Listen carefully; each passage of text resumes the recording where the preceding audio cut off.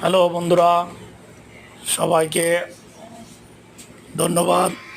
গতকাল যে আমরা সবজিগুলো 20 থেকে 25 দিন পচে রেখে সাথে চা পাতাগুলো 20 থেকে 25 দিনের চা পাতাগুলো ওখানে বালতিতে সব মিশ্রণ করে প্রত্যেকটা গাছের গোড়ালির 2 ইঞ্চি আগে থেকেই দিতে হবে।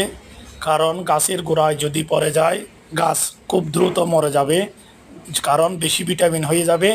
গাছ যদি বেশি বড় হয় তাহলে 3 চামচ দিবেন, আর যদি গাছ যদি ছোটো হয় 2 চামচ করে দেবেন।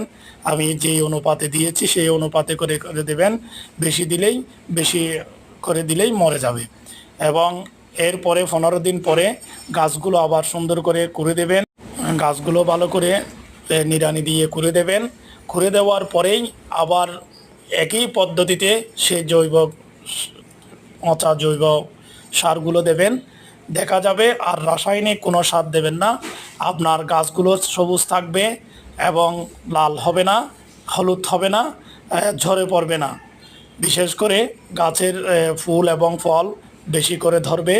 আপনারা সব সময় এটা খেয়াল করবেন। আর গাছের গোড়ায় সব সময় সপ্তাহ 10 দিন পর পর একটু একটু করে ঘুরে দেবেন।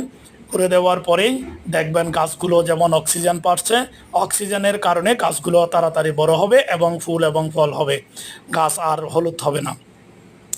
যেমন রোদের মধ্যে থাকলে আরও বেশি ভালো, ছায়ার মধ্যে থাকলে একটু গাছ কম বাড়ে। সেজন্য আপনারা এই যে আমি দিচ্ছি সেই পদ্ধতিটা আপনারা অবলম্বন করতে পারেন। এবং আমার এই ভিডিওটা দেখে আপনারা লাইক এবং কমেন্ট সাবস্ক্রাইব করবেন, যাতে আমি আরও বেশি বেশি করে ভিডিও আপনাদেরকে দিতে পারি। বিশেষ করে আমি গাছের জন্য একটু পাগল, এবং ছাদ বাগানের মধ্যে কীভাবে করা যায় সবজি ক্ষেতের একটা ভিডিও দিয়েছিলাম আগে। এবার আপনার ফুল সবগুলো আমার এখানে ফুল গাছ, এই ফুল গাছের মধ্যে কিভাবে অনেকে বলে ফুল করছে, ফুল গাছ বড় হয়েছে ঝরে যাচ্ছে, সেই কারণে ঝরে যায়। যখন ভিটামিনের অভাব হয় তখন ঝরে যায়, তখন ক্লোরোফিলের অভাবেই পাতাগুলো হলুদ হয়ে যায়। তখন দেখা যাবে আপনাদের ফুল হচ্ছে না, ফল হচ্ছে না, পাতা ঝরে যাচ্ছে।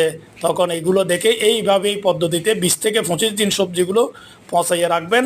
সাথে চা পাতাগুলো আপনি দৈনন্দিন যে চাগুলো খান সেই চায়ের চা পাতাগুলো ওখানেই জমা রাখবেন। একটা ঢাকনা দিয়ে রাখবেন, ঢাকনা ছাড়া রাখবেন না, তাহলে তাড়াতাড়ি পচে যাবে। আপনাদেরকে সবাইকে ধন্যবাদ।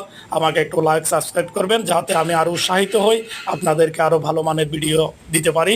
সবাইকে ধন্যবাদ।